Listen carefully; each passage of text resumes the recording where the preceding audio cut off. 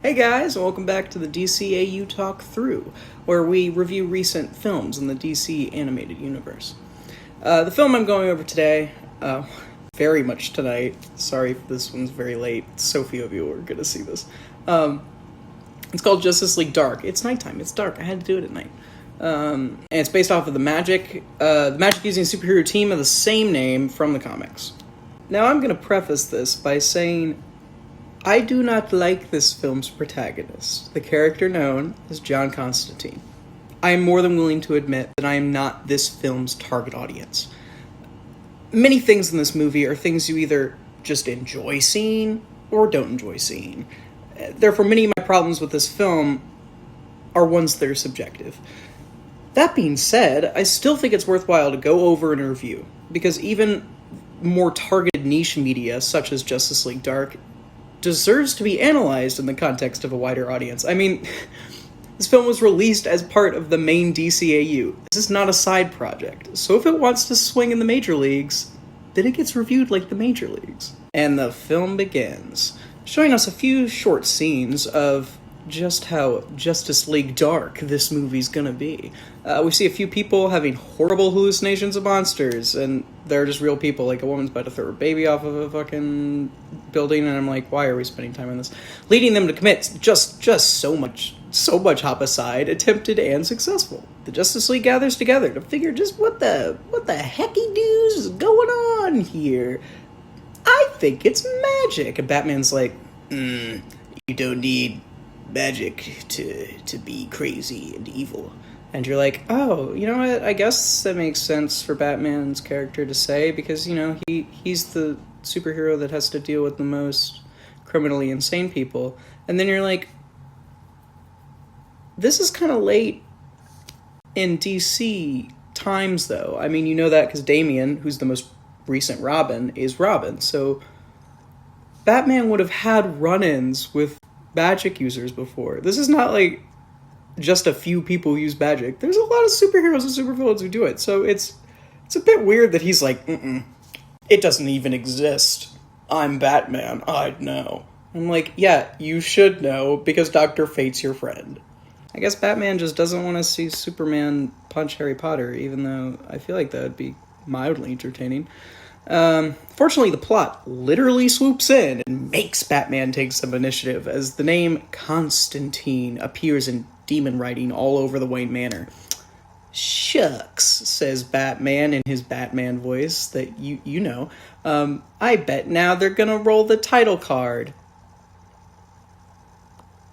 He truly is the world's greatest detective.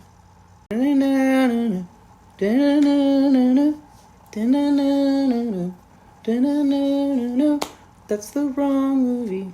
That's the wrong theme. I don't think they have a theme for Justice League Dark. I lost my place in my notes already. It is 7:16. This review's never gonna happen. Suddenly they jump into a flashback. We introduce the characters of Constantine and your boy Etrigan. And in the words of the great philosopher Plato, blah blah blah, Thetis, this is all filler. The only thing of note is that this guy Etrigan, he can transform into a demon. You wanna know how he does it? You wanna know it? Does he draw a pentagram? Does he read the Necronomicon? You know what he does? He says a little poem. He says a nice little rhyme. It's very classy. Very classy. Back in the present, Batman has sought out a magic user known as Zatanna to help him locate this Constantine person. After a bit of convincing from Bats and... Wait, is that a ghost? I see him. It's all good. False alarm, guys. I wasn't really scared. I was just lying. It's actually just Dead Man. It's your friend. It's your friend who kind of talks like this. He actually kind of talks like this. He's like, hey, Bats, I'm the Dead Man. He's the ghost who fights crime by possessing people. Anyways, after a bit of convincing from Batman and Dead Man, Zatanna takes them to the hidden abode of Constantine, known as the House of Mystery. How fitting. Inside, they find him, as well as a spiritual embodiment of the house itself, which, I promise you, I'm not going to mention again until the end. And that's a personal vendetta.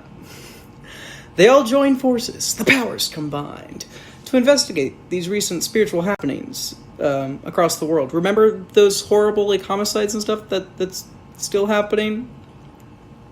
I love when Batman doesn't do his job. I love it. I don't. I hate it. Up. Not so fast, guys.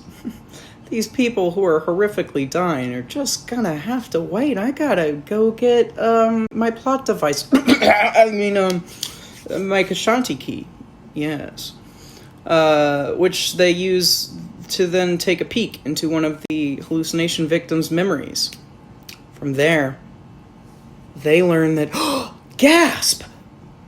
The poor sap was possessed!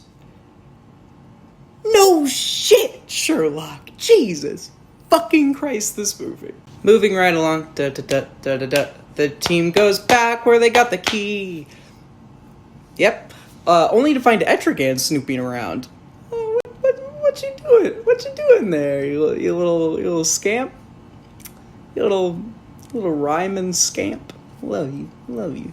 Constantine thinks he's there to steal a thing called the Dream Stone.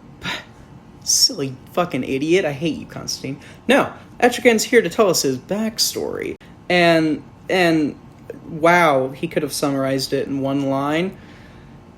But oh well, gotta pad the runtime, I guess. Here, I will do it for you.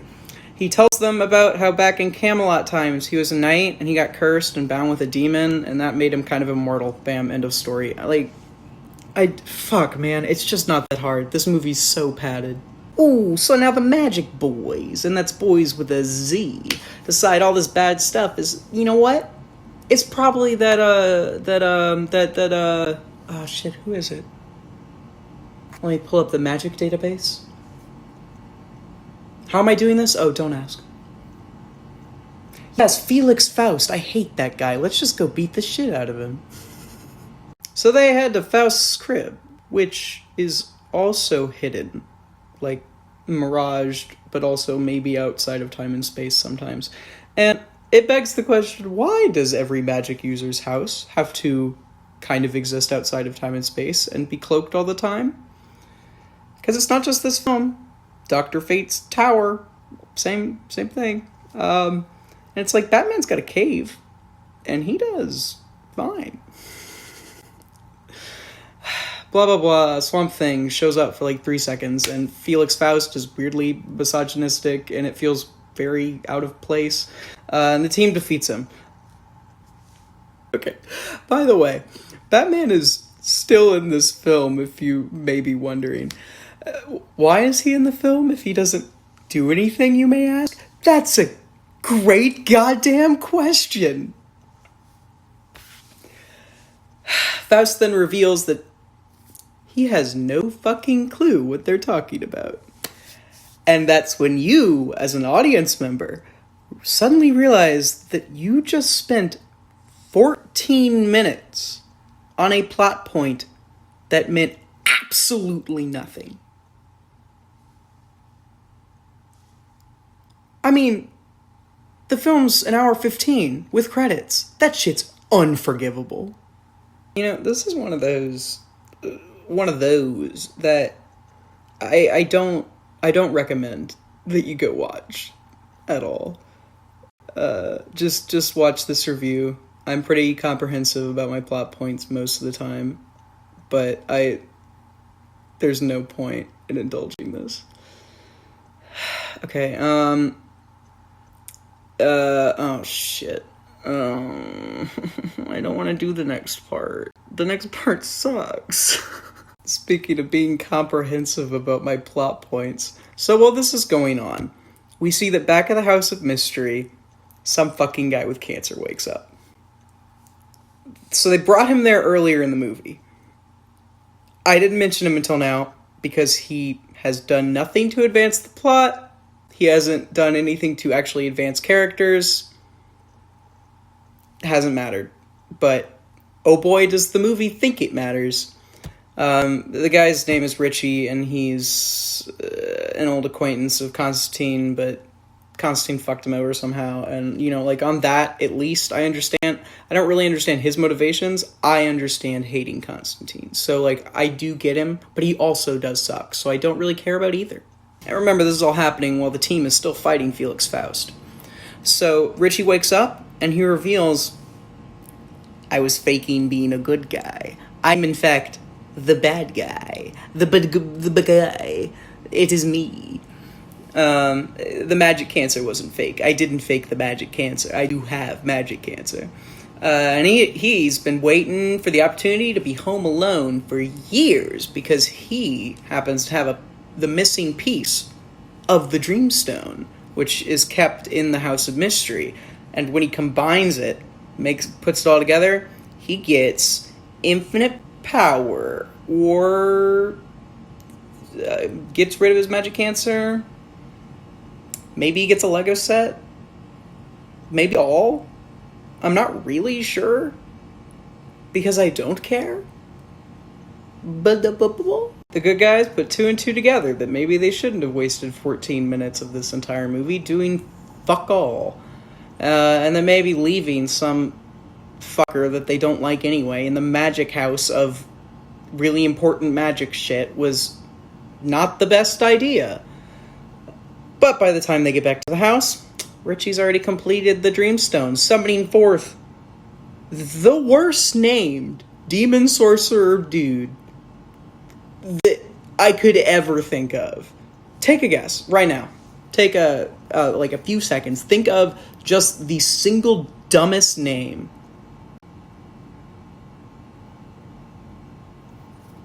3, 2, 1. You're all wrong. The answer was Destiny.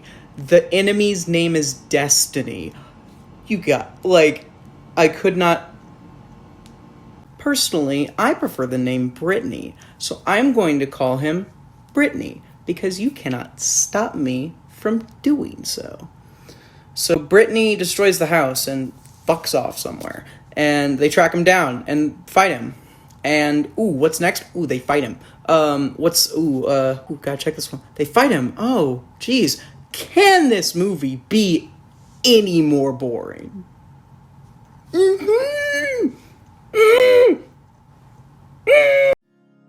I got a brush burn inside my heart.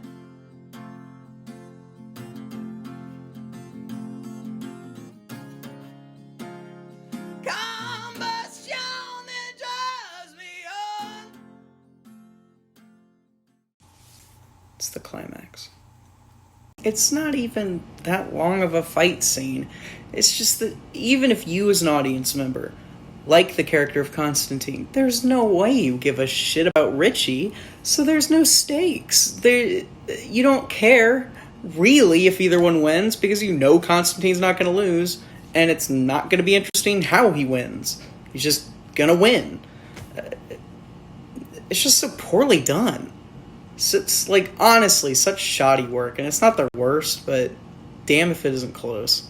And, done as a side note, I would trade Brittany for Orm any day of the week. Give me back the Worm, man. I like that guy.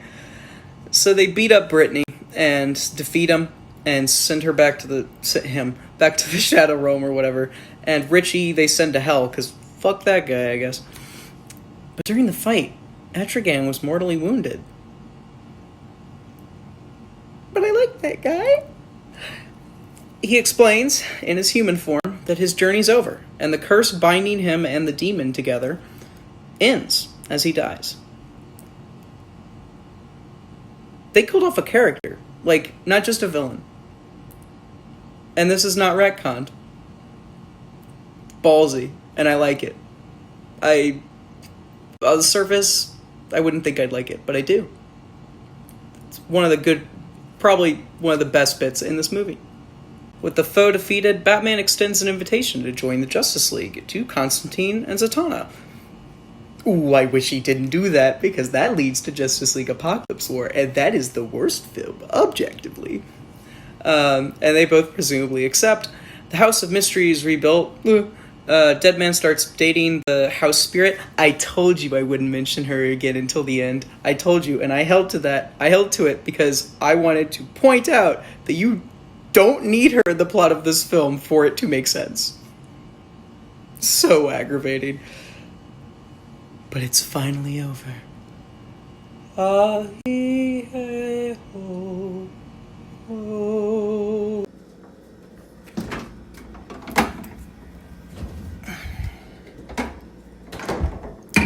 Sorry guys, I forgot to crack one open during climax time. Might be because I fell asleep.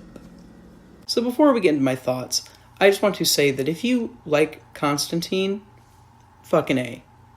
Like, good. Good for you. I really wish I did too, because then I would have a deeper appreciation for this film, and I would have been able to enjoy this film a lot more, and later stuff, and I wish I liked every character in every media, because that would make media much more enjoyable. But I don't, and I don't like Constantine. And I'm gonna tell you a lot about why I don't like Constantine coming up. So I just want to have that as a warning, but also kind of just an outlier. Know that I'm not attacking anyone for their views on him. Like, you have your opinions on the dude. I'm just gonna show mine. The reason I said at the very beginning of this review that you either are going to like what you see in this movie or you don't like what you see in this movie is because this film hinges on Constantine. I recognize that he's the leader of the team in the comics, but the writers spent all their time making us focus on him. And, I know you had that long backstory for Etrigan, but that's not what's charming about Etrigan. I don't need more, backstory for him. I just need more screen time. I need more screen time for everybody else. They massacred Dead Man in this film. Jesus Christ. And, they left the, in my opinion, much more interesting and lovable characters such as Etrigan and Dead Man completely on the sidelines. And, I hate it. Leon. He hates it too. Speaking of Constantine's character, here we go. He's an overused and absolutely grating trope. The first character that comes to mind is Kate from Fallout 4, if you've ever played it, who is also consistently annoying. He's the drunk savant, the emotionally flawed but practically perfect reluctant hero. And that's what's so infuriating about him. He's like if BoJack Horseman could instantly solve every problem he faces. Thanks. What's the point of a flawed character if they're perfect in all practical regards? I mean, to be honest, he's a one-to-one exact copy of Sherlock Holmes, without any of the class, right down to the substance abuse, dislike by his contemporaries, frequent investigation into the occult. It's bullshit. I read an article that said, quote, "There's never been a comics character like John Constantine," which is so fucking clearly untrue. Hellboy is an almost identical character. Rorschach from The Watchmen shares many similarities as well, which makes sense considering the creator of Constantine, Alan Moore, went on to start the Watchmen comics 2 years later, who also apparently thinks he actually has seen Constantine in real life. I shit you not. The dude's a maniac. And that's not even mentioning Dean from Supernatural, who's also very clearly a copy of this guy. Continuing on with John Fuckenstein. His god damn accent always gets me. The actor who played Constantine in this movie, and in the TV show the same name, is Matt Ryan, a member of literally the Royal Shakespeare Company. The Royal Shakespeare Company. Which I was certainly surprised to learn, given that he cannot do a consistent accent. Which I think you could do if you're a part of the most famous acting guild in the entire world. Matt Ryan chose to give Constantine a Lancashire accent, which is also strange considering Constantine is supposed to be from Liverpool, so he'd most likely have a southern Scouse accent, which you might not know off the top of your head. Here's a little reminder. It's most famously associated with, the Beatles. Can't you imagine that accent right now in your head and how much more likable the character... well, even if you haven't heard him before, how likable of a character he would be if he talked, like this the whole time. I'll go do the magic. Yeah. It would be great. It would be so good. Why did they take that from us? Curse you, Bat Ryan! I don't bring all this up because I hate British characters. Honestly, most of the media I consume is made by British YouTubers. I'm very used to the accents. But when you combine an asshole character like Constantine with every sentence ending with a sarcastic mate, I fail to see how anyone wouldn't get annoyed. Constantine is simply a British stereotype with magic. And if you think that's harsh, that's not a sentiment just expressed by me. That comes from the same goddamn article that I cited earlier, and they said it as praise, which is insane. When I was working on my thoughts for this film, I wrote a pretty cohesive sentence that summarizes all my arguments about Constantine.